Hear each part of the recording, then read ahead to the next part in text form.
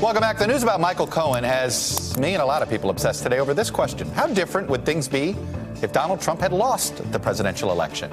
In fact, lots of people would probably be happy today. Let me go through a list. Donald Trump would be happy. He could have built his Moscow Tower with his bestie Vladimir Putin, and no one would have cared.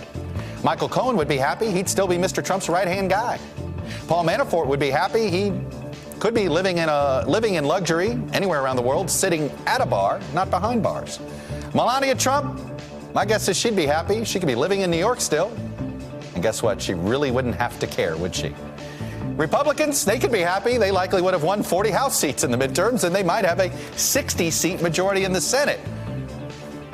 Conservatives would be happy. Those bigger Republican majorities could come in handy for them in their impeachment proceedings against President Hillary Clinton. Roger Stone and Bill O'Reilly would be happy. They'd be the big stars on Trump Max TV.